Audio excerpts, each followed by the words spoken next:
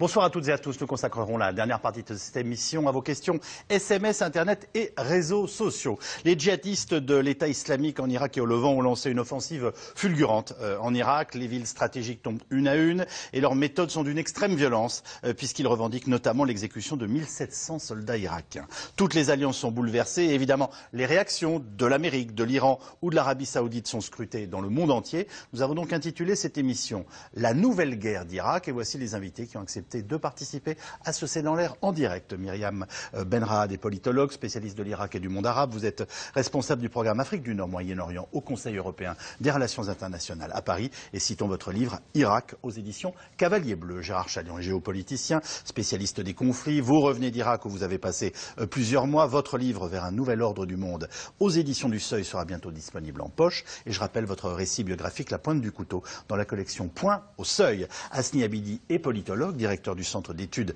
sur le monde arabe et méditerranéen à Genève. Vous enseignez la gestion de crise à Paris 1 et êtes l'auteur de Où va le monde arabe? Les enjeux de la transition aux éditions Éric Bonnier. Enfin, Kendan Netzan est président de l'Institut kurde de Paris. Vous aussi, vous rendez régulièrement au Kurdistan irakien, dont les militaires sont notamment actuellement déployés à Kirkouk. Est-ce que l'Irak existe encore, Gérard Chalian? L'Irak existe sur le papier. Dans la pratique, il y a une tripartition. Il y a depuis longtemps déjà cette région kurde, qui est véritablement autonome. Il y a ce qui était contrôlé par les chiites jusqu'à hier, mais qui se rétrécit à la zone centre-sud. Et puis, tout ce qui est le nord et l'ouest, actuellement, paraît être sous le contrôle des sunnites, qui d'ailleurs le peuplent de façon majoritaire. Myriam Benrahad, hier dans les colonnes du Monde, vous posiez cette question, hein. L'Irak est-il mort? Alors quelle est la réponse que vous apportez? Non, l'Irak n'est pas mort, mais il y a en effet un processus de fragmentation qui va même au-delà de la tripartition décrite par Gérard Chalian. Il y a de fait une confessionnalisation, une zone chiite, une zone sunnite, une zone kurde de manière schématique, mais en réalité la fragmentation elle va au-delà. On le sait dans les zones tribales, par exemple, les tribus elles-mêmes se livrent des combats fratricides. Une partie des populations sunnites s'opposaient auparavant à l'État islamique d'Irak et du Levant, se sont radicalisées, donc aujourd'hui sont plus ou moins derrière le groupe, mais les choses sont plus complexes. Il y a des oppositions aussi entre chiites. Donc en fait, c'est un processus de fragmentation à grande échelle.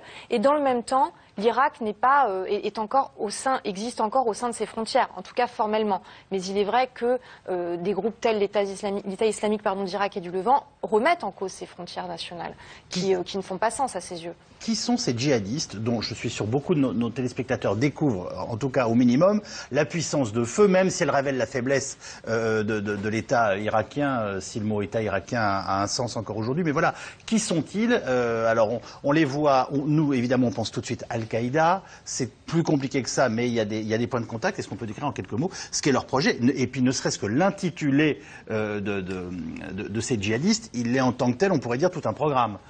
Alors c'est vrai que c'est très complexe. Historiquement, la branche irakienne d'Al-Qaïda, elle est apparue en 2003-2004. Plus formellement lorsque Ben Laden a adoubé à l'époque le djihadiste jordanien Abu Musab al-Zarqawi qui est devenu l'émir de l'organisation djihadiste dans le pays. Et ce dernier a très vite considéré qu'il était important de transmettre le flambeau aux Irakiens, d'où la proclamation en 2006, quelques mois après sa mort dans un raid américain, de l'État islamique d'Irak. Donc l'Irak c'est la base arrière de cet État et en 2013, de manière très symbolique à l'occasion des 10 ans de la guerre d'Irak, cet État islamique a fusionné en quelque sorte avec ses frères d'armes syriens pour constituer l'État islamique d'Irak et du Levant, donc sur une partie du territoire irakien et de la Syrie. Le Levant, c'est large, hein, dans mon acception. Hein. Et oui, et c'est plus large, le projet est plus large en réalité que l'Irak et la Syrie, puisque l'idée c'est de rétablir à terme le califat sunnite sur son territoire d'origine, donc en réalité le monde musulman dans son entier. C'est sérieux et c'est grave?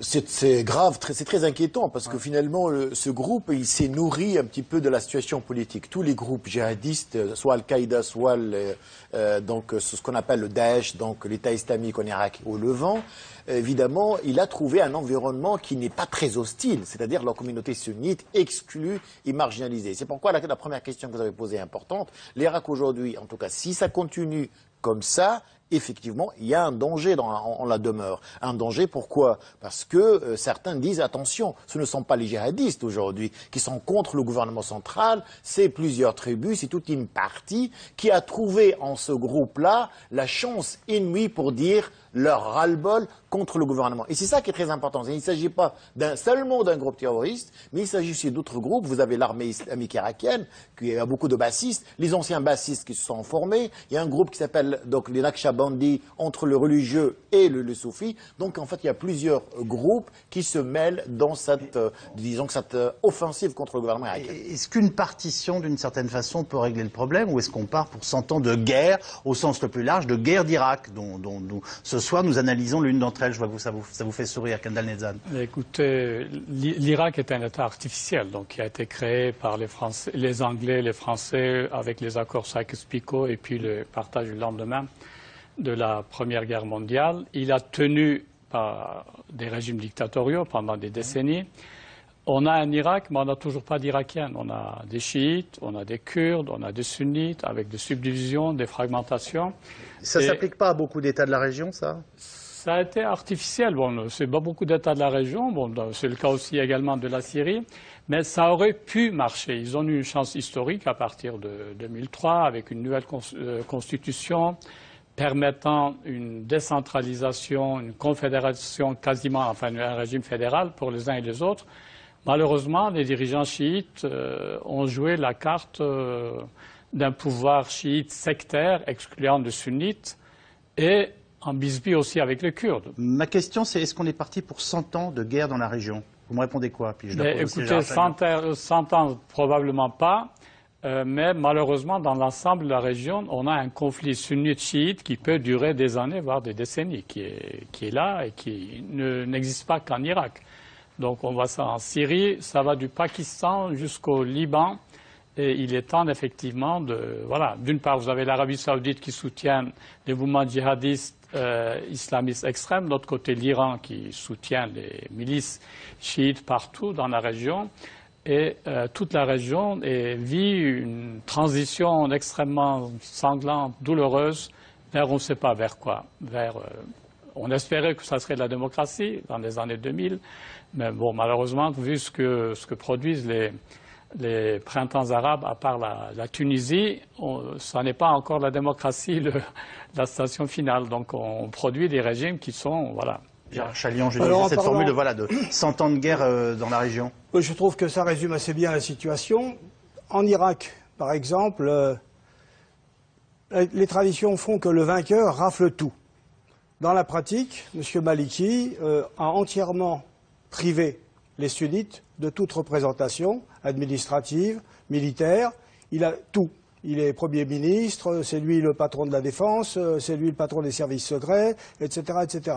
Donc les sunnites ont été complètement marginalisés et on comprend parfaitement qu'ils accueillent l'adversaire de l'État avec, disons, de la sympathie. Sans compter qu'il y a les bassistes qui s'étaient soulevés dès 2003 contre l'intervention américaine et qui avaient immédiatement réagi en disant « Bon, ben, nous, sunnites, nous sommes privés, en quelque sorte, de l'hégémonie que nous exercions depuis toujours. » Vous vous rendez compte de la portée d'incroyable pessimisme qu'on retient de votre première intervention. C'est dans cette région, le vainqueur rafle tout. Donc exact. On se dit qu'il n'y a aucune possibilité, dès lors, à moyen terme, de voir une stabilisation quelconque de la région. Pour l'instant, non. Il y a un match, comme Kendal Nezhan vient de le dire, entre les sunnites et les chiites. Peut-être que les gens vont raffiner, mais enfin, en gros, c'est ça. Et d'un côté, il y a l'Arabie saoudite et ses alliés éventuels, ou ses concurrents, comme le Qatar, et de l'autre, il y a l'Iran. Et ça, c'est un véritable bras de fer, et qui va durer pour la bonne raison qu'on est en plein dans la crise. La crise, c'était la Syrie. Aujourd'hui, elle est relayée par l'Irak. Et de toute façon, ça fait partie d'une crise régionale dans laquelle il y a au moins le Liban, sans parler ce que les autres voudraient bien ajouter. Alors, il y a une solution, excusez-moi, mais c'est parce que là, vous êtes pessimiste. J'aimerais bien juste, avant de... Il y a une solution, mais elle est politique. Il y a un processus politique, mais ce processus, il est en panne. On revient sur le terrain. Depuis une semaine, l'offensive de l'armée islamique en Irak et au Levant est un succès qu'on pourrait qualifier de sans précédent. Mossoul, Falloujah, Tikrit, les villes tombent les unes après les autres, presque un tiers de l'ancien État irakien. Les populations semblent se rallier à cette nouvelle armée djihadiste qui défait l'armée régulière avec une extrême facilité et infiniment de brutalité. Avancée stoppée pour l'instant à 100 km de Bagdad au nord par les Kurdes qui par ailleurs ont mis la main sur Kirkouk et ses champs pétrolifères. François-Xavier Rigaud nous propose une carte et un point de la situation.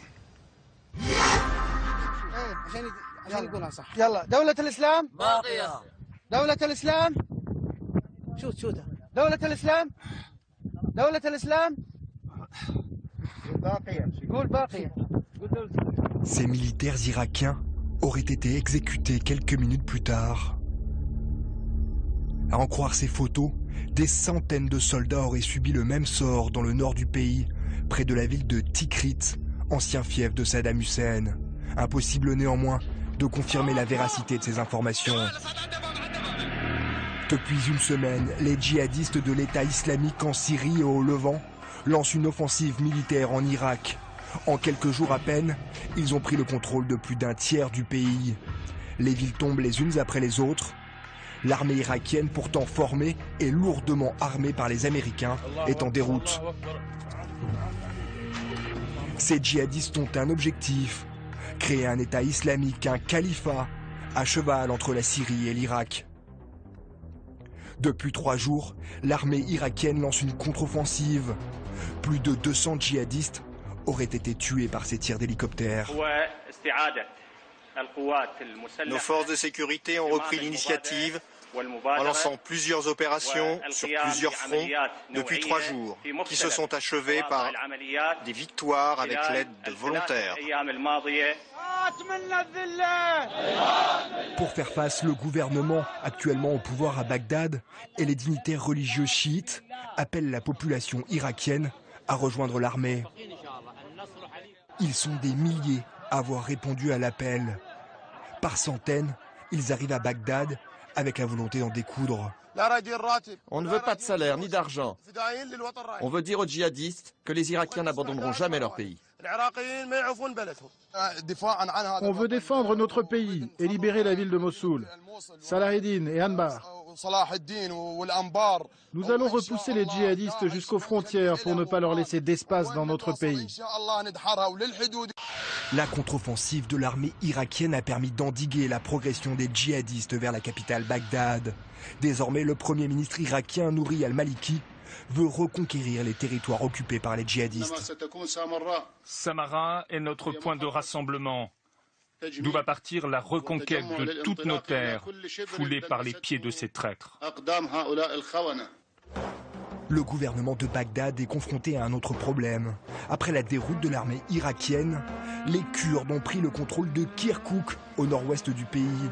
Considérée comme la Jérusalem des Kurdes, elle est pourtant située en dehors des frontières de la région autonome kurde d'Irak. Aujourd'hui, plus question pour eux de quitter cette ville. Ils l'affirment haut et fort, Kirkouk fait désormais partie du Kurdistan. Je soutiens la présence de ces forces pour protéger la province de Kirkouk avec toutes ses nationalités et religions. Ils défendent maintenant la province après le départ des troupes de l'armée irakienne. C'est plus sûr maintenant que les forces kurdes sont là. Avant, ce n'était pas sûr. Il y avait des explosions pendant 24 heures. Maintenant, c'est beaucoup mieux parce que les Kurdes ont empêché les djihadistes d'entrer. Située sur d'immenses gisements de pétrole, la ville de Kirkouk, aujourd'hui défendue par les Kurdes, représente un enjeu économique majeur pour le gouvernement chiite irakien. Si Bagdad finit par repousser les djihadistes, ils devront faire face à cette autre menace qui pèse sur l'unité du pays. Là, on décrit un pays en guerre. Oui, clairement. Un pays en guerre, une offensive djihadiste sans précédent. Quand je dis sans précédent, on n'avait jamais vu ça non plus du temps de l'occupation américaine. Et pourtant, on a eu un certain nombre de batailles, de sièges militaires très sanglants. Et en un temps record, les djihadistes se sont emparés non seulement donc, de la grande province centrale d'Al-Anbar, qui était le bastion de l'insurrection anti-américaine, d'une partie donc importante de la province de Ninive au nord, Mossoul, qui est devenue la ville emblématique de cet assaut, Kirkouk, depuis reprise par les Kurdes, et en descendant vers Bagdad, qui est leur objectif, puisque Bagdad, c'est la capitale autoproclamée de leur État islamique. Je pose la question sans une once de ni de naïveté ni d'ironie, mais d'où ils sortent ces djihadistes? On a l'impression, quand on voit ça, qu'ils sortent du sable, et on voit quand même une armée qui est en train de foncer, notamment vers Bagdad, et qui vient de faire tomber toute une série de villes, d'une violence exceptionnelle, comme le rappelle Myriam Benrahad. Ces djihadistes, ils sortent d'une histoire qui ne date pas d'hier. Hein. Bien avant 2003, il y avait déjà, en quelque sorte, un mouvement de type djihadiste. L'intervention américaine a permis de cristalliser cela. On a eu Al-Qaïda au pays des deux fleuves, vous vous en souvenez, avec M. Zarqawi. Bon, ils ne sont pas tous morts. Beaucoup sont allés se battre en Syrie. En Syrie, la base de Raqqa, qui est vraiment le pivot de l'endroit où se trouve ce mouvement, a énormément reçu de volontaires d'un peu partout. Et tout ça a été, dans le temps, payé par l'Arabie Saoudite jusqu'à une date relativement récente. C'est le mouvement, disons, le plus violent, donc le plus populaire. Et ils ont réussi un certain nombre de coups. Et quant à cette charge de brigade légère à laquelle nous venons d'assister, elle a été préparée de longue main dans des zones sunnites qui étaient marginalisées, mécontentes, etc. Ceci dit, dire que la population les accueille à bras ouverts, alors il faudrait savoir d'où sortent les 500 000 types qui sont, par exemple, partis de ces régions-là. Donc tout ça n'est pas aussi simple que ça a l'air. Ceci dit, c'est une force non négligeable, 6 000 hommes. On les compte. On les estime à 12 000 au total. Bon, ça fait pas énorme. C'est une armée organisée? Non, c'est pas une armée d'abord. On est impressionné par leur victoire, mais vous dites que même le terme d'armée est impropre? Oui, c'est une charge de brigade légère. 6 000 types, c'est quelque chose. Ça fait normalement la moitié d'une division. Donc, si vous avez en face une armée un peu organisée, il ne faut pas oublier que nous sommes en Mésopotamie dans une zone de plaine absolue. Mais ça s'organise. Enfin, je veux dire, quand on fait tomber des villes, il y en a un qui dit tu vas prendre Tikrit, je vais prendre Mossoul. Vous comprenez ce que je veux dire? On est quand même frappé par l'organisation. Ils sont très organisés. Il y a une discipline, ça a été une éthique préparé du de longue combat. main. Et qui datent de l'occupation. C'est des combattants qui se sont confrontés à l'armée américaine, quand même la première armée du monde. Et ces combattants, notamment irakiens, sont des combattants aguerris, beaucoup plus que ne sont les soldats des forces de sécurité, enfin de l'armée et les forces de sécurité, qui sont des forces reconstituées sur une armée démantelée, qui en réalité a été complètement détruite par la coalition, enfin par la décision de la coalition américaine en 2003. Vous êtes en train de nous dire la vraie armée, même si c'est pas le nom qu'on doit lui porter, elle il y est chez les assaillants. Il y a eu des milliers de soldats qui ont déserté, qui ont laissé d'ailleurs leurs armes lourdes aux djihadistes. Ils se sont emparés de l'armement, des hélicoptères et même dans un certain nombre de ressources financières. Hasni Abidi. Disons que la force des assaillants des djihadistes, elle réside surtout dans la faiblesse de l'adversaire, dans l'armée irakienne. Je vous donne un chiffre. Le ministère de l'Intérieur irakien, pendant les élections, les dernières élections, le nombre de militaires votant à Mossoul, donc la ville qui a été prise par les djihadistes, 67 000.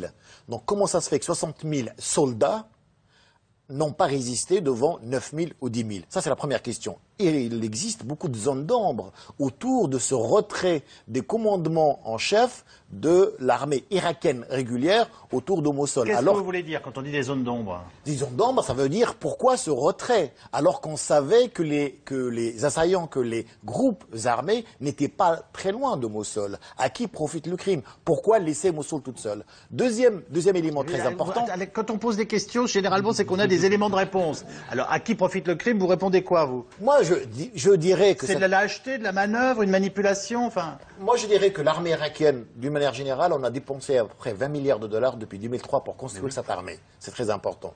En Irak, il existe. Moi, j'étais à Bagdad, on m'a dit qu'il y avait le chiffre de 950 000 hommes armés entre police fédérale et police locale, entre armée régulière et ce qu'on appelle la garde nationale. Et vous vous rendez compte, 20 milliards de dollars? 20 milliards de dollars qui ont été dépensés. Ils ne sont pas opérationnels. Il y a par exemple, pour donner une anecdote, il y a eu des rapports récents publiés sur le surpoids parmi ces forces qui ne peuvent pas combattre, mener un certain nombre d'opérations terrestres parce qu'il y a un surpoids dans les forces armées.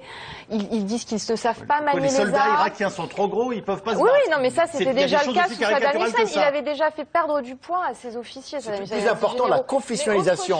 Autre chose, ils ne savent même pas se servir des armes. Ils se plaignent de ne pas avoir été suffisamment entraînés, de ne pas savoir manier les armes. Alors donc il y a un vrai problème, c'est pas une armée professionnalisée. Et c'est d'ailleurs la raison pour laquelle un certain nombre d'Américains comme d'Irakiens appelaient au maintien d'un quota même limité de soldats américains pour continuer à entraîner ces forces. Asni Abidi, je vous laisse terminer. Là, on est en train de dire qu'il n'y a pas d'armée irakienne. Non, on n'a pas dit qu'il y avait d'armée irakienne, mais le problème, l'armée irakienne n'a jamais, c'est-à-dire qu'elle n'a pas de doctrine très très importante. Une armée a besoin d'une doctrine. L'armée irakienne a été politisée, je dirais même confessionnalisée par M. Maliki, et les postes importants, bien sûr, c'est des postes par cooptation ou par allégeance au gouvernement de M. Maliki ou parfois aux chiites. Il ne faut pas oublier que les anciennes milices... Est-ce que vous venez de nous dire que l'armée a aussi des aspects tribaux? Très bon, non, je dirais plutôt confessionnel. C'est très important, confessionnel. Et je reviendrai à votre question. L'autre élément important, c'est que les insurgés, quand ils sont arrivés à Mossoul, il y avait des hommes armés, de conseils de tribus, et des anciens bassistes qui étaient déjà à Mossoul et qui n'attendaient qu'à ce moment-là pour justement mettre l'armée irakienne en dehors de Mossoul. Donc en fait, il y a une complicité à l'intérieur parce que pour eux, il s'agit de la révolte sunnite et pas seulement d'un groupe djihadiste. Kendal Nedzan. Écoutez, je voulais rappeler quand même deux précédents. C'est qu'en 2003, pendant l'intervention américano-britannique, l'armée de Mossoul, donc de Saddam Hussein, qui avait 120 000 soldats, s'est rendue sans coup férir à quelques milliers de Kurdes avec armes et bagages. Donc le problème ne date pas d'aujourd'hui. C'est qu'il n'y a pas de motivation. Personne n'est prêt pour aller mourir pour M. Maliki. Deuxième élément, en 2005... On ne va pas mourir pour l'État irakien et on ne va pas mourir pour ce Premier ministre. Il ne voit pas que c'est l'État irakien parce que M. Maliki a encore trouvé le moyen de priver de solde ces milices tribales constituées par les Américains qui avaient mis Al-Qaïda en défaite. En 2006-2007, Al-Qaïda était vraiment réduite.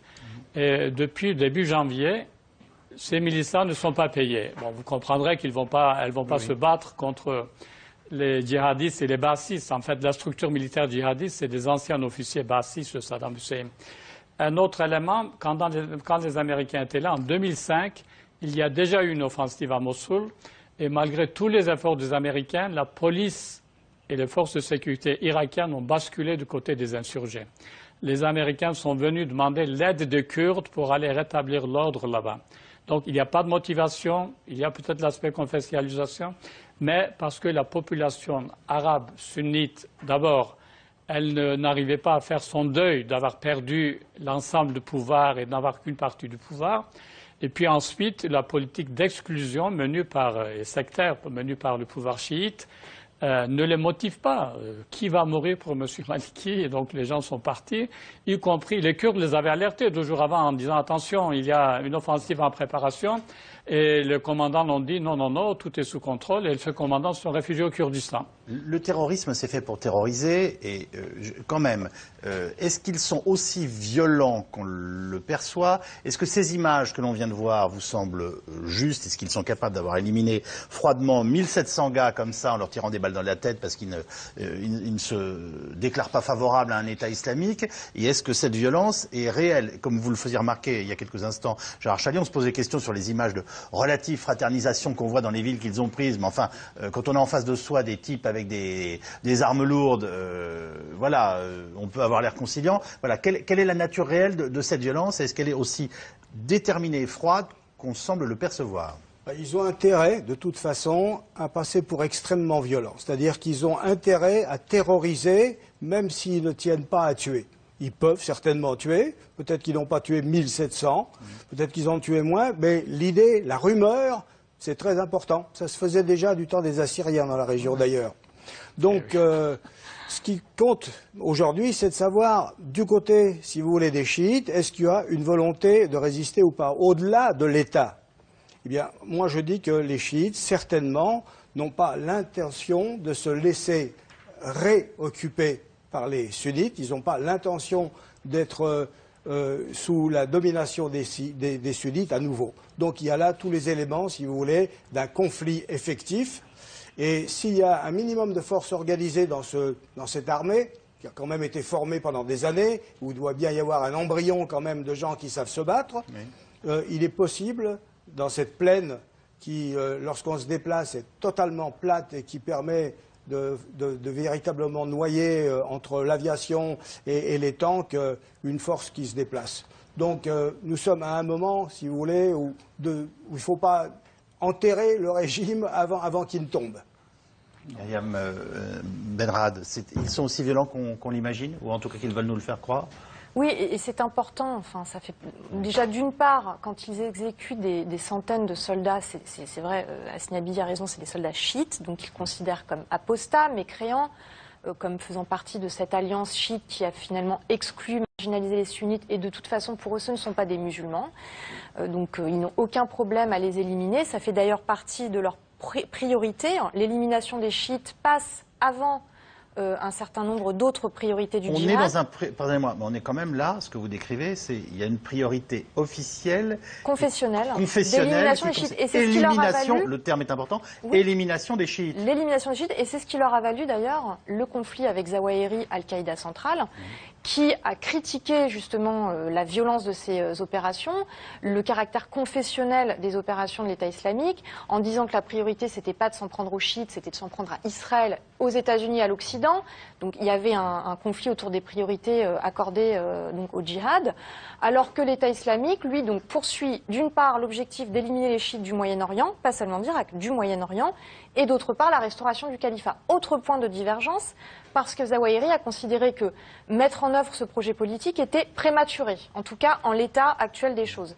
Donc, et alors pour finir, la violence des opérations, la mise en scène de ces opérations autour d'une propagande nourrie, de communiquer dans un arabe parfait qui leur permet d'attirer, de recruter, de faire des émules, et évidemment toute la filmographie dont on voit aujourd'hui les dernières images, eh bien ça attire de nouveaux combattants. Et j'ajouterais qu'ils ont les ressources, puisque lorsqu'ils ont pris Mossoul, ils ont récupéré le butin de la banque locale, donc plusieurs millions de dollars. Ils ont entre leurs mains la contrebande de pétrole en Irak et en Syrie, ce qui leur assure aussi des revenus conséquents. Donc c'est un État, entre guillemets, qu'on a décrit fictif, mais en réalité qui dispose aujourd'hui de son territoire, de ses hommes et de ses ressources.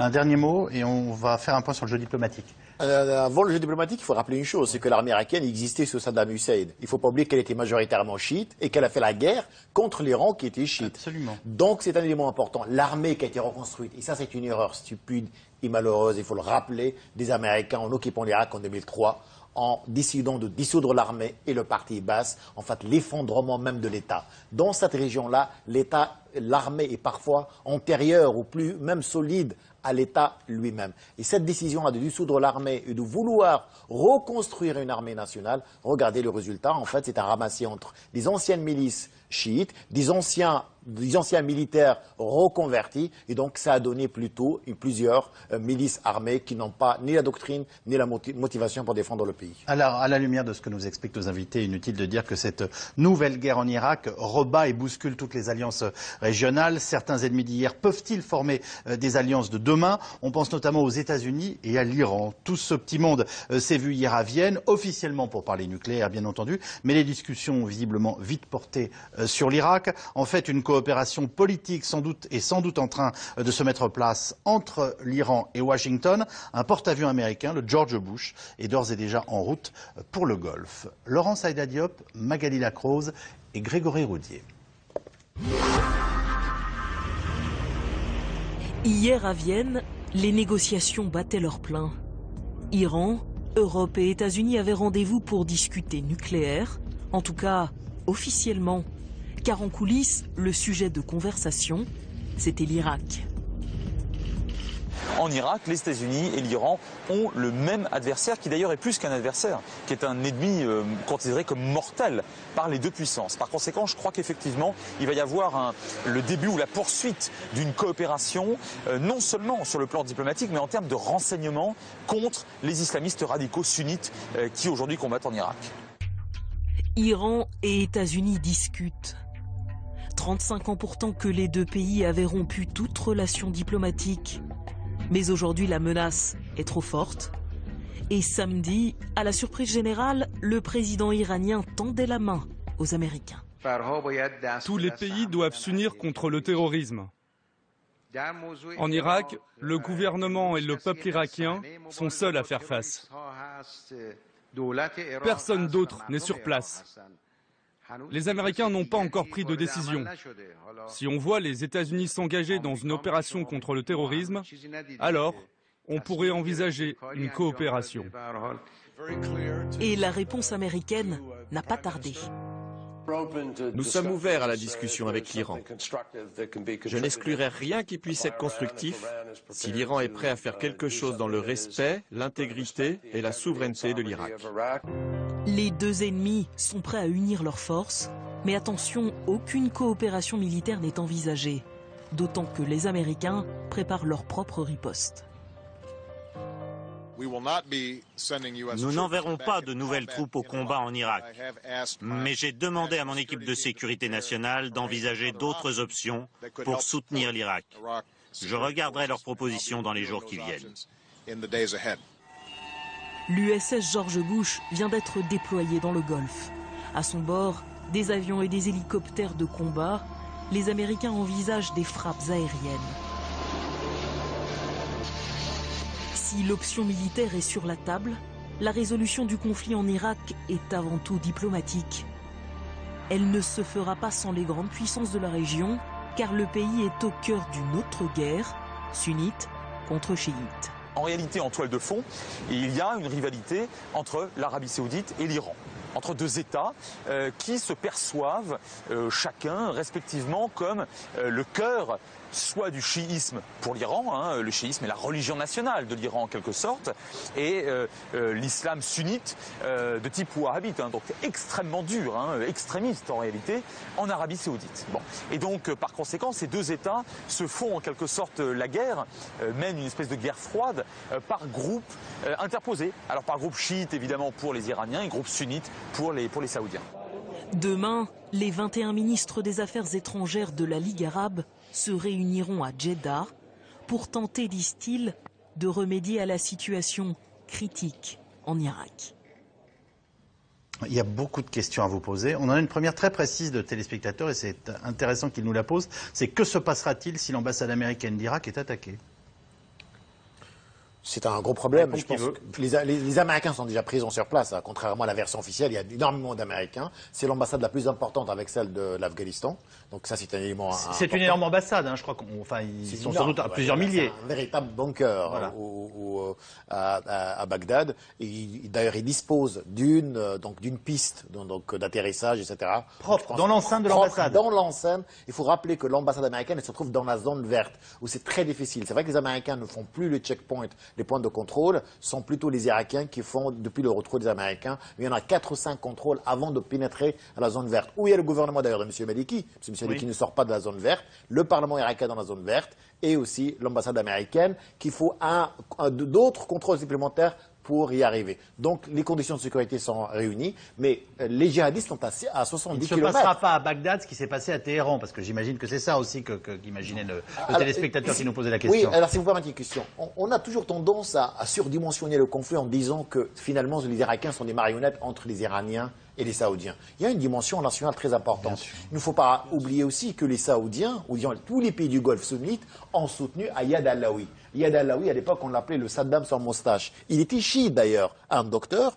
et il était élu, mais malheureusement, Maliki a voulu que ce soit lui. D'ailleurs, les Iraniens l'ont aidé. Donc il n'y a pas toujours un conflit ou un duel entre Téhéran et Riyad pour contrôler l'Arabie Saoudite, mais pour contrôler l'Irak, mais évidemment l'influence externe est très importante. Ce sont d'abord des acteurs locaux, parfois, qui deviennent perméables à l'influence externe. Gérard Chaliand, vous savez, on est quand même stupéfait d'entendre les propos au début de ce reportage du responsable iranien et du responsable de la diplomatie américaine. On se dit qu'il peut y avoir des retournements d'alliance absolument ahurissants et à une vitesse, elle aussi, stupéfiante. Oui, vous vous souvenez peut-être de Nixon se rendant en Chine et d'un seul coup, les Chinois et les Américains se retrouvaient du même côté face aux Russes. La politique est faite de ces choses-là. Les alliés sont essentiellement circonstanciels, particulièrement lorsqu'ils n'ont pas les mêmes intérêts. Ce qui est intéressant, par contre, c'est de signaler que l'Arabie saoudite a dit il serait bon qu'aucun État extérieur n'intervienne en Irak. C'est un petit message pour les Américains. C'est-à-dire que l'Arabie saoudite n'a pas les mêmes intérêts que les États-Unis, ni en Syrie, ni en Irak. Quand elle dit ça, elle dit quoi, l'Arabie saoudite? C'est qu'elle joue sa propre C'est porteur carte. de menaces, enfin... Non, c'est dire, voilà, on a notre politique et on souhaiterait qu'on ne mette pas de bâton dans les roues. Parce que c'est une grande erreur. Pourquoi États-Unis, Iran? Pourquoi Téhéran? Pourquoi s'attaque cela? Téhéran, Washington. Alors que tout le monde, alors les Irakiens, ils disent qu'il faut un consensus. On parle d'une marginalisation interne. Et là, on va marginaliser encore des éléments externes, c'est-à-dire des pays importants comme l'Arabie saoudite, la Jordanie, la Turquie doit être importante dans ce, justement, règlement. On ne peut pas faire un deal entre Téhéran et Washington sur le dos des Irakiens et bien sûr en éliminant les autres acteurs. Ça, c'est encore une fois, à mon avis, dangereux. Quand vous voyez la tournante des alliances qui se fait à une pareille vitesse, qu'est-ce que ça vous inspire comme commentaire, Myriam Benrad? Le grand gagnant de la guerre d'Irak, c'est l'Iran. Je crois que là, c'est très clair. D'ailleurs, quand on parlait d'alliance entre l'Iran et les États-Unis, ça me semble un peu exagéré. On n'en est pas là du tout, on l'a bien compris. Enfin, on voit quand même une tonalité qu'on n'aurait même pas imaginée il y a encore plus de temps. Bien sûr, parce que les États-Unis sont en réalité très embêtés. Il y a cette politique de désengagement à laquelle Obama s'accroche. Et d'ailleurs, il n'en décrochera pas. Il n'est pas question d'un réengagement. Les États-Unis sont prêts à aider les Irakiens à former un gouvernement d'unité nationale, à relancer le dialogue politique.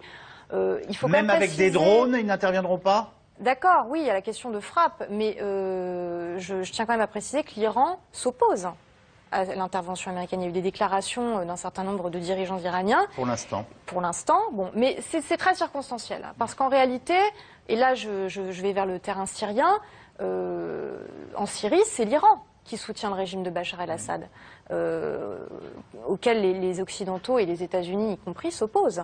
Un régime d'ailleurs qui aujourd'hui est en quête d'une nouvelle légitimité. Assad a gagné l'élection du 3 juin, fanfaronne dans tout Damas en disant qu'il est finalement le grand vainqueur du conflit et qu'il va reprendre la main. Donc tout cela est très complexe. Maintenant, pour revenir à la question de la dimension régionale de ces conflits, l'Irak et la Syrie sont des guerres par procuration. Donc il est vrai qu'aujourd'hui, en l'état des choses, il y aura une solution qui devra être irakienne, de la même manière que la solution devra être syrienne, mais on ne peut pas dire qu'elle ne sera pas régionale, parce qu'évidemment, si les Iraniens et les Saoudiens, et au-delà les Turcs, Qataris et autres monarchies du Golfe ne se parlent pas, l'Irak et la Syrie continueront d'être le cœur de ces guerres par procuration. Et une dernière chose, je pense, en ce qui me concerne, que tant que ces puissances régionales ne seront pas lourdement affectées par les répercussions de la crise irakienne et syrienne, par des flots de réfugiés, par des attentats sur leur propre territoire, il n'y aura pas vraiment d'encouragement. Elles ne seront pas encouragées à aller à la table des discussions. Et il est là le problème. Et il est là le problème. Et après, au niveau occidental, il n'y a pas vraiment de diplomatie aujourd'hui qui soit suffisamment forte, ni du côté américain, ni du côté européen, pour justement pousser ces puissances à la table. Si les djihadistes s'approchent réellement de Bagdad, on imagine mal qu'il n'y ait pas, en tout cas, quelques frappes américaines. Enfin, je ne sais pas, mais... Écoutez, c'est possible, mais ça ne réglera pas le problème. Il n'y a pas de solution militaire à la situation en Irak. Il faut mettre en place une solution politique. Et la solution politique, c'est le processus de dialogue. Si les puissances régionales peuvent faire quelque chose, elles doivent chacune... Excusez-moi, Kendall Nenzan, avant la solution politique, il faut arrêter les djihadistes. Enfin, non? Les djihadistes, s'il faut les arrêter. Les Kurdes les ont arrêtés à leurs frontières. Ils ont étendu leur contrôle sur l'ensemble des territoires kurdes. Et... Je ne reprocherai pas au président de l'Institut kurde de Paris de m'expliquer que... Non, mais en plus, c'est vrai, le Kurdistan en ce moment connaît une situation tout à fait particulière. Mais on est en train de parler de l'ensemble d'une région dont les Kurdes ont été les victimes pendant des années et aujourd'hui où il semble être un îlot de prospérité. Mais quand même, toute la région est déstabilisée. Oui, je vais y venir. Peut-être une partie du monde. Je vais y venir. Le Kurde contrôle l'ensemble des territoires peuplés de Kurdes et les installations pétrolières extrêmement importantes de Kirkuk. En plus, la protection des principales localités chrétiennes, parce que les chrétiens auraient pu être les principales victimes de cette poussée. Et ces localités sont où? Dans la plaine de Ninive, dans la province de Mossoul, la ville d'Al-Kosh, 60 000 habitants, des chrétiens, la ville de Karakosh, la ville d'Al-Kosh également. Donc Kurdes les protègent les yézidis, et ils sont prêts à engager le dialogue national parce qu'ils sont les seuls à pouvoir parler à la fois aux sunnites et aux chiites qui ne se parlent pas. Et le président Barzani les avait rassemblés il y a 5 ans. Il y a eu un contrat de gouvernement incluant les sunnites que M. Maliki n'a pas respecté. Le ministre de la Défense devait être un sunnite. M. Maliki s'est décrété ministre par intérim, etc. Toujours pas de ministre de Défense. Bon, oui. Et donc, voilà. C'est possible, mais les djihadistes, je pense, ils peuvent être arrêtés si la population de Bagdad et le gouvernement irakien se mobilisent. C'est à eux de faire leur part du boulot. Gérard Chalian. Moi, je pense qu'il est très difficile de négocier avec des djihadistes qui ont le sentiment qu'ils sont en train de gagner et qu'une frappe militaire, qu'elle soit le fait des troupes irakiennes ou qu'elle soit éventuellement, lorsque, après une période de wait and see, les Américains se décideraient, le cas échéant, à le faire, c'est normal, ils cherchent la guerre, ils auront la guerre, c'est tout à fait classique. Mais vous les arrêtez, les djihadistes, vous les arrêtez à Mousson, mais ils vous sortiront à Diyala, ils vous sortiront plutôt aux portes de Bagdad. C'est ça leur problème. C'est-à-dire les conditions qui ont fait que le djihad prospère et que les djihadistes, qui étaient des centaines, progressent et grossissent leur rang, sont toujours là. Mais Gérard Chalian a raison, la guerre c'est la guerre. Et donc si on a l'impression qu'on a un aveu de totale impéritie ou incapacité à réagir devant une opération de 6000 djihadistes, même s'ils sont très bien armés et même s'ils arrivent à vider les banques des villes qui reprennent. C'est les milices, c'est le réarmement des milices chiites par l'Iran, c'est la mobilisation que Maliki essaie d'engendrer. D'ailleurs, à mon avis, ce sera un échec parce qu'il est détesté en réalité d'une majorité des Irakiens, quelle que soit leur appartenance ethnique ou confessionnelle. D'ailleurs, c'est très intéressant parce qu'il essaie finalement de reproduire un peu la stratégie qui avait été celle des Américains en 2007 avec les tribus et un certain nombre d'anciens insurgés et de citoyens. Ça ne fonctionnera pas, mais ce qui est intéressant, c'est qu'il y a un réinvestissement du champ politique aujourd'hui par les autorités religieuses chiites, parce que l'ayatollah Sistani a quand même appelé à ce que les chiites prennent les armes. Il faut préciser que Sistani s'était tenu en retrait du processus politique depuis un certain temps parce qu'il était en réalité dégoûté par la gouvernance de Maliki. Il n'avait pas donné de consigne de vote d'ailleurs lors des dernières élections législatives. Donc le fait que Sistani, qui est la plus haute autorité religieuse chiite dans le pays, appelle les chiites à s'armer, on va vers une confrontation majeure, parce que ça va ne faire que radicaliser les sunnites. Et Hassan Abidi a entièrement raison. Vous pouvez les éliminer sur un certain territoire ou dans une partie de l'Irak, ils réapparaîtront. Ils ont, encore une fois, des ressources pour recruter, parce qu'ils payent leurs combattants. Et on est dans un contexte de non-reconstruction, de chômage absolument effroyable, de précarité généralisée qui fait le lit du recrutement par l'État islamique et d'autres groupes du même type. Et vous venez de me dire, on est parti sur un conflit. Oui, moi je veux être bref. On marche vers un conflit qui va grossir et pas du tout vers une solution politique pour l'instant. Il faut que les mecs s'affrontent. Quand ils seront affrontés, on verra ce qu'il en ressort. Il y aura des discussions peut-être après. C'est comme ça. Il n'y a pas de discussion avec des djihadistes qui ont le sentiment qu'ils sont en train de gagner. C'est des gens qui veulent imposer leur façon de voir. Et du côté chiite, je ne parle plus de Maliki, qui est un dirigeant de troisième ordre, mais du côté chiite, on n'a pas du tout l'intention de se laisser faire. Donc on marche vers le conflit, puis voilà, c'est tout. Mais quand on a une armée de l'État islamique en Irak au Levant, dont on comprend bien que les visées vont quasiment jusqu'à la Palestine et touchent toute une région, il y a un moment où quelqu'un, comme nous le suggérait il y a quelques instants Kendal Netzan, et on nous a remarqué que les Kurdes avaient pris leur parti, qui dit stop et qui met les moyens pour le faire. Ce sera qui? Et comment? Et sous quelle forme? Comment les Américains ont réussi à affaiblir la nuisance des rebelles sunnites à Fallujah et à d'autres localités, d'ailleurs, qui sont toujours aux mains des rebelles. Jusqu'à maintenant, l'armée irakienne n'a pas réussi à les conquérir. Comment?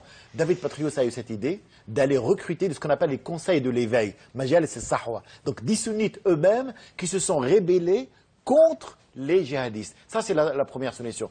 Et votre question sur l'Iran et les États-Unis, la seule valeur ajoutée, c'est que si Washington arrive à convaincre Téhéran de lâcher leur poulain Maliki, qui contestait, si l'homme qui capitalise tous les mécontentements, c'est peut-être un début de solution politique. Les ambitions de l'État islamique en Irak et au Levant vont jusqu'en Palestine. Je vous le disais il y a quelques instants, où le IIL vient de revendiquer pour la première fois l'enlèvement de 3 jeunes Israéliens. Ils ont été enlevés à Hébron. Des tracts avec le sigle de l'IIL revendiquent l'opération. Opération menée pour venger la mort de 3 djihadistes et qui réclame aussi la libération de tous les prisonniers palestiniens. L'armée israélienne s'est déployée en Cisjordanie, où elle promet de retourner chaque pierre pour retrouver les otages. Marie-Laurent et David Lemarchand sont sur place. Des ballons espions dans le ciel et sur terre, 2500 soldats, le plus important déploiement de l'armée israélienne en Cisjordanie depuis 10 ans et la fin de la deuxième intifada. Retourner chaque pierre si nécessaire pour retrouver les ravisseurs des 3 jeunes disparus jeudi soir.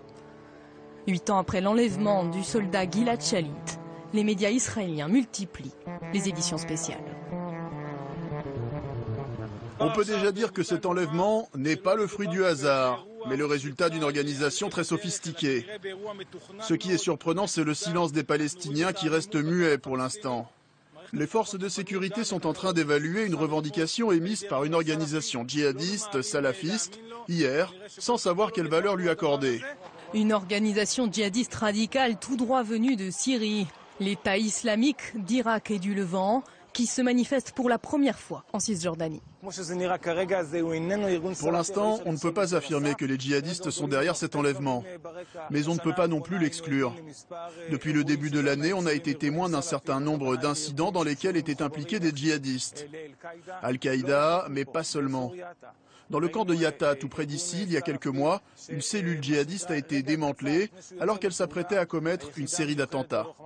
Elle a été neutralisée par une unité spéciale de l'armée qui a éliminé 3 membres de cette cellule.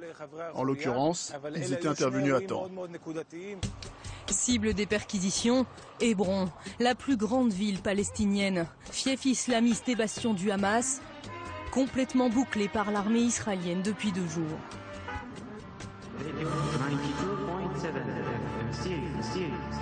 Vous écoutez Al-Courrier Radio 92.fm à Hébron, en Palestine. Sur les ondes de cette radio pro-gouvernementale, le tract de revendication djihadiste est largement diffusé et fait grand bruit. Nous, État islamique en Irak et au Levant, revendiquons la capture de 3 sionistes spolieurs de terre pour venger la mort de nos 3 martyrs et pour aider à la libération de prisonniers palestiniens. Là, ce sont des versets du Coran. Puis vous voyez leur drapeau et il est écrit « Mahomet est notre prophète ». À la fin du tract, ils écrivent « ou la victoire ou le martyr ». Cette organisation est déjà implantée ici ? Oui, pour moi, ils sont déjà présents en Cisjordanie et dans les territoires palestiniens. Certains vivent dans la clandestinité, mais c'est une quasi-certitude. Cette organisation est déterminée à élargir le front. Ce fameux État islamique comprendra la Palestine. C'est ce qu'ils indiquent sur le tract. Regardez, c'est à la fin. Ils signent l'État islamique d'Irak et du Levant, et ils ajoutent « et de Palestine ». Un front qui se rapproche de jour en jour, désormais au pied du plateau du Golan, à l'extrême nord-est du pays, collé à la frontière syrienne. Bagdad est à quelques heures, Damas à seulement 60 km.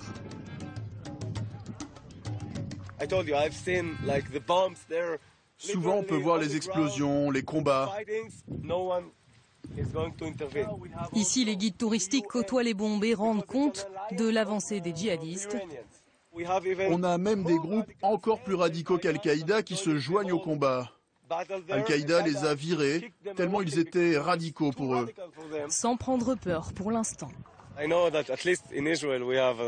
Ici en Israël, nous avons une frontière très bien gardée et une armée solide. On ne laisserait pas faire. Pour l'instant, ils se battent entre eux, alors demain, oui, les canons pourraient se tourner vers nous, mais nous serons forts. Israël l'affirme, en cas d'attaque, le pays saura répondre. Mais pour l'heure, il mise plutôt sur une intervention iranienne avec un certain ressentiment à l'égard des Américains. Les Américains ont fait toutes les fautes possibles et imaginables, à partir de l'Afghanistan jusqu'en Égypte, en Tunisie, dans le Sahel, un peu partout. Donc je dirais, et maintenant naturellement en Irak, en Syrie. Alors, la célèbre ligne rouge d'Obama qui n'existe plus. Il faut que les Américains, je dirais, reprennent leurs esprits et commencent une analyse véritable de la situation pour savoir où s'en tenir. Les exercices militaires se multiplient à la frontière syrienne, comme autant de mises en garde. Alors on a une question intéressante parce qu'elle va ouvrir sur tout ce qu'on vient d'entendre dans ce reportage. C'est en quoi Israël est-il concerné par ce conflit? Finalement, le Hamas va passer pour une organisation modérée. Si vraiment, on parle au conditionnel, si vraiment l'État islamique en Irak et au Levant est responsable du rapt qui est condamnable de ces 3 ressortissants israéliens, c'est une nouveauté dans l'échiquier palestinien. Je rajoute une chose, c'est que hier, le président palestinien Mahmoud Abbas lui-même avait donc dit, et Netanyahou l'avait confirmé, que les Palestiniens soutiennent Netanyahou dans la recherche de ces 3 Israéliens. Et d'ailleurs, le Hamas a condamné ça. Donc c'est vrai, c'est une ouverture de champ, en tout cas activiste, terroriste, jusqu'à cette région-là, ce qui fait qu'Israël aujourd'hui a ouvert un autre front, enfin, malgré lui. Myriam Benrad. Oui, alors il y a beaucoup de facteurs. Déjà, Hébron, c'est particulièrement symbolique parce que la situation y est très tendue. On a de nouvelles constructions israéliennes qui sont annoncées. C'est les premières depuis les années 80. On a un contexte de processus de paix qui s'est complètement effondré. Et à nouveau, l'État islamique donc d'Irak et du Levant et de Palestine, enfin oui. L'État islamique, Daesh, est dans une logique de conquête territoriale. Et la Palestine, évidemment, est un symbole, puisque c'est autour de la Palestine que l'islamisme, le djihadisme se sont développés historiquement. Mais c'est une façon de dire ce que le Hamas ne fait pas, nous aujourd'hui nous osons le faire. Oui, et puis ils recruteront très aisément parce qu'encore une fois, les Palestiniens, après, pour d'autres raisons, n'ont pas aujourd'hui d'horizon. Comme je l'ai dit, le processus de paix est un échec. La colonisation en Cisjordanie se poursuit à grande échelle. J'ai écrit une note là-dessus. Le Bureau des statistiques israélien annonçait en mars dernier qu'il y avait depuis 2012 123% de construction supplémentaire en Cisjordanie. C'est pour vous donner une idée un peu du type de tension que tout cela génère. Donc évidemment, il y a un terreau fertile, un terrain pour le recrutement par des groupes comme l'État islamique d'Irak et du Levant, qui encore une fois, et qui va vers le Golfe aussi, parce qu'il y a eu des références à certains pays du Golfe en disant qu'ils avaient aussi l'intention de pousser encore plus au sud après l'Irak. Gérard Chalian. Pour l'observateur dépassionné, la situation a rarement été meilleure pour Israël. Il n'y a plus d'État arabe au sens véritable du terme. L'Égypte, c'est quoi?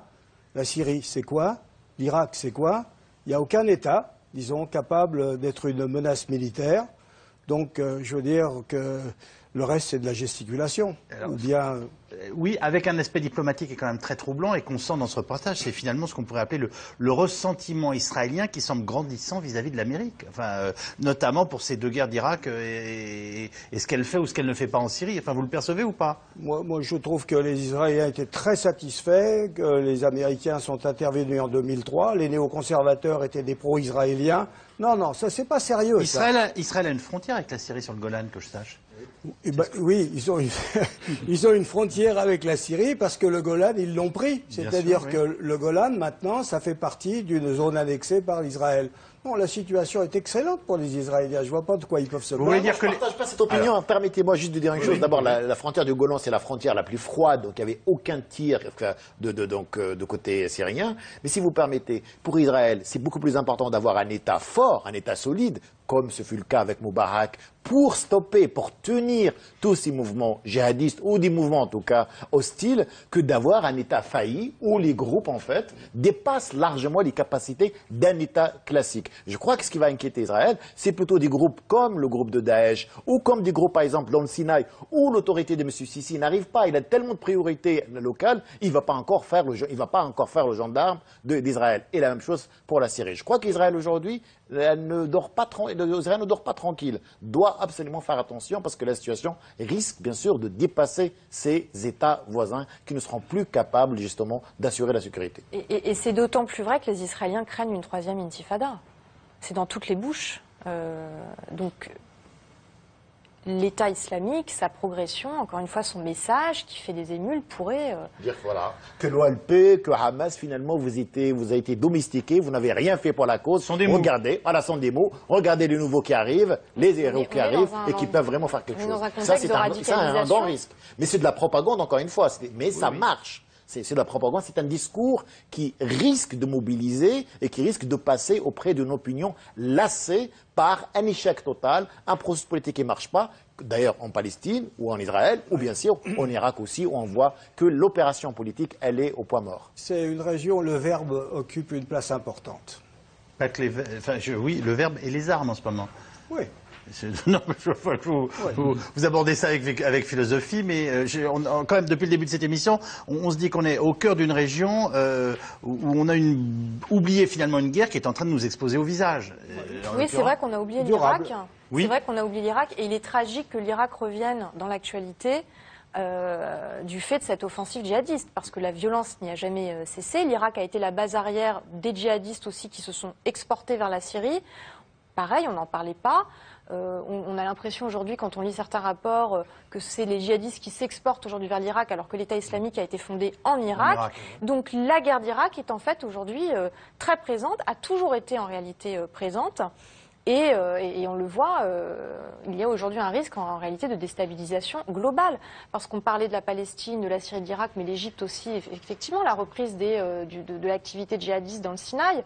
Le régime de Sisi qui est fort, mais jusqu'à un certain point. Et puis, en allant un peu plus vers l'ouest, la Libye, qui est dans un état de chaos absolu. Le Sahel, on a, comme je le disais dans un de mes derniers articles, un arc djihadiste qui est en train de se former du Sahel jusqu'à l'Irak et au-delà en Afghanistan, au Pakistan. Donc c'est vraiment très inquiétant. Et encore une fois, ce qui est très inquiétant aussi, c'est qu'il n'y a pas de stratégie aujourd'hui occidentale pour faire face à cela. On parle de frappe sur l'Irak, mais et au-delà, quelle est la solution, quelle est la diplomatie qu'on va mettre en place pour répondre à ce phénomène? On va donc passer aux questions SMS. Pendant 40 ans, nous dit un téléspectateur ou une téléspectatrice, les médias occidentaux nous ont expliqué que les sunnites étaient fréquentables, mais pas les chiites. Qu'en est-il depuis une semaine? Vous comprenez qu'on se pose ce genre de questions, je vois que ça vous fait sourire. Mais écoutez, en fait, il n'y a pas les sunnites en général et les chiites en général. Donc il y a des sunnites qui étaient fréquentables, il y a des chiites qui l'étaient également. Pour revenir à l'Irak, par exemple, les chiites étaient le bastion du Parti communiste irakien. C'est le seul parti qui a su rassembler Kurdes, sunnites, chiites et leur donner une identité jusqu'aux années 60. Mais maintenant, les enfants de ces chiites qui ont été réprimés sauvagement par Saddam Hussein, on oublie, mais l'armée de Saddam Hussein a fait quand même 2 millions de morts dans ces guerres intérieures et extérieures en 25 ans. Donc ces chiites-là ont versé dans les mouvements religieux. Et les anciens bassistes, même à l'époque de Saddam Hussein, ont suivi des cours intensifs d'islamisation et ils sont devenus des islamistes. Le pourrissement de la situation en Syrie, on n'en parle pas, a aggravé toutes ces situations-là, et ce qui fait que maintenant, il n'y a plus effectivement, on ne peut pas dire que les chiites sont fréquentables, les sunnites sont fréquentables, il y a des minorités dans deux camps qui ensanglantent l'ensemble de la région, et c'est pour ça qu'il faudrait qu'il y ait une solution régionale. Je voyais des questions qui relevaient quasiment, et enfin moi ça me choque pas qu'on pose les questions de façon aussi simple, qui nous disaient mais finalement qui sont les gentils, qui sont les méchants, enfin voilà, même si évidemment la politique internationale ne se résout pas uniquement en ces termes, en même temps on s'engage, on défend, ou on appuie ou on n'appuie pas des personnes dont on pense qu'on a une communauté de valeurs avec elles. Donc qu'est-ce qu'on peut répondre à ça? Je vais vous poser une question par exemple sur le gentil méchant, qui est une façon américaine. Allons-y. C'est qui le gentil entre Bachar et puis les islamistes en Syrie? Je ne peux pas raisonner comme ça, moi. Je veux dire, il n'y en a pas un qui est sympa. Je trouve que c'est entre la peste et le choléra. Saddam Hussein, c'était mieux que ce qui se passe aujourd'hui? Non plus. Non, Saddam Hussein, c'était disons, un dictateur qui était un constructeur d'État, mais effectivement, il avait la main très très lourde. Bon, ceci dit, rien n'est résolu. Malheureusement, le projet américain de remodeler le Grand Moyen-Orient a été un fiasco complet. Il était mal pensé et en plus, il ne se justifiait pas. Un génocide ethnique et confessionnel est-il en cours? Alors voilà, on passe de questions très simples à des questions qui soulèvent des angoisses absolues, comme dit Hasni Abidi. On n'est pas encore là. La dernière déclaration intéressante, c'est celle de Mme Nevi Pillay, le haut-commissaire des droits de l'homme à Genève, oui, qui a dit, donc, après avoir vu et visionner les vidéos et les images, on peut parler de crimes de guerre, ce qui s'est passé. Mais de là à parler d'une volonté de génocide, c'est-à-dire les conditions sur le plan du droit international humanitaire, nous ne sommes pas encore réunis pour parler de ça. Mais la situation, évidemment, elle est très, très, très, très grave. Parce que si on arrivait vraiment à liquider certains Irakiens sur la base de leur confession, évidemment, là, on est en pleine situation de génocide. Finalement, les choses n'ont-elles pas empiré depuis la mort de Ben Laden? Qu'en pensez-vous, Myriam Benrad? Empirer, non. Vous décriviez un arc de cercle djihadiste qui est quand même extrêmement impressionnant. Il est vrai que les Américains avaient annoncé la mort de Ben Laden comme la fin du djihad, parce que Ben Laden était un symbole. Mais il y a toute une génération, on le voit aujourd'hui, de djihadistes qui ont suivi. Ben Laden a formé ses successeurs. Je mentionnais Zarqawi. Zarqawi est quelque part un enfant de Ben Laden et de Zawahiri.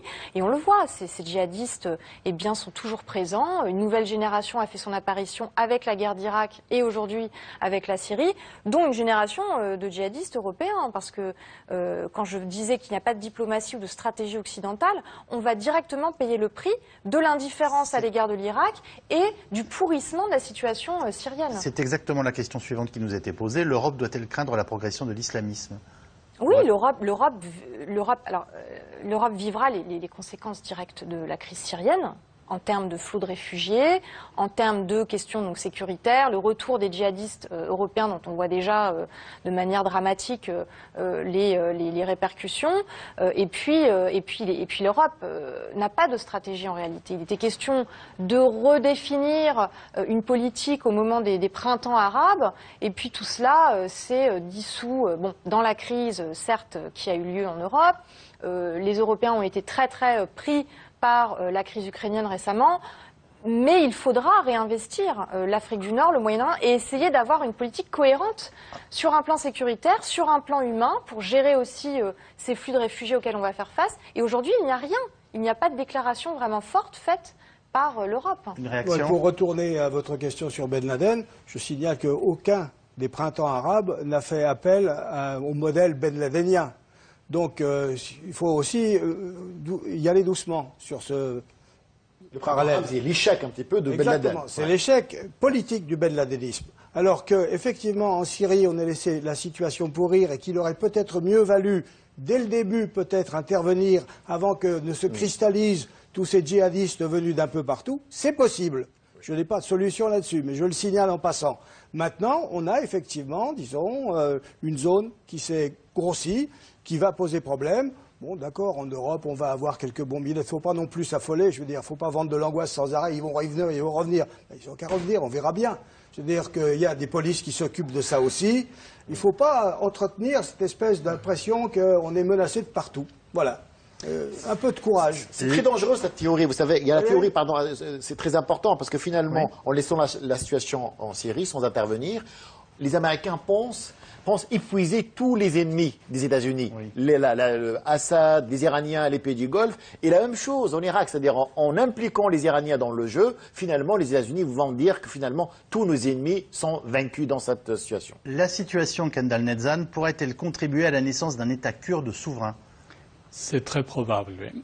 Je pense que l'Irak, si le processus politique ne reprend pas, va vers une dislocation et c'est dans l'intérêt des Kurdes, dans l'intérêt d'un pays comme la Turquie dont les frontières doivent être gardées.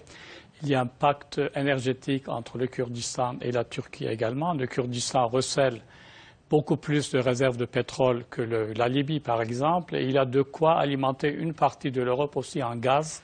Et en ce temps de problème énergétique, ça n'est pas négligeable. Les Kurdes ne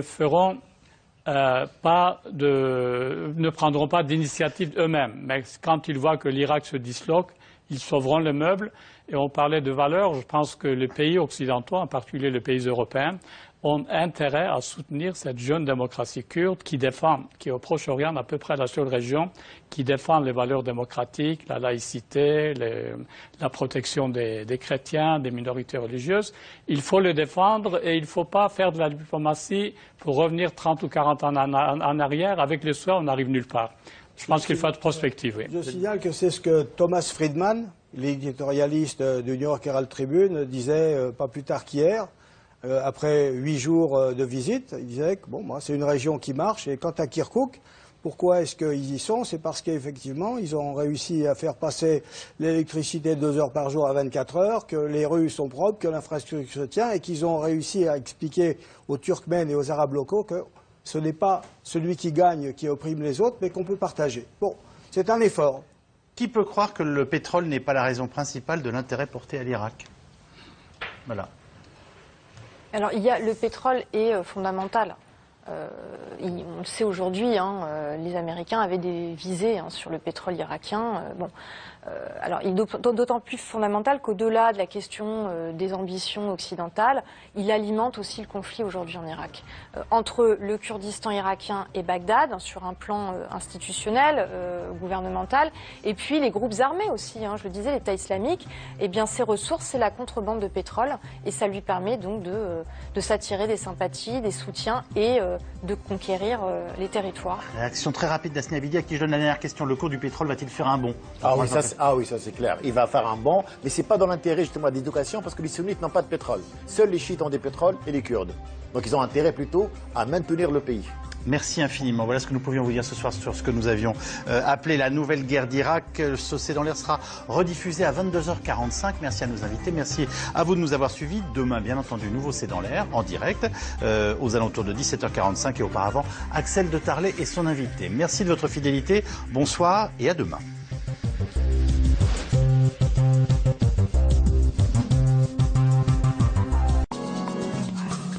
C'est dans l'air et c'est aussi sur France5.fr.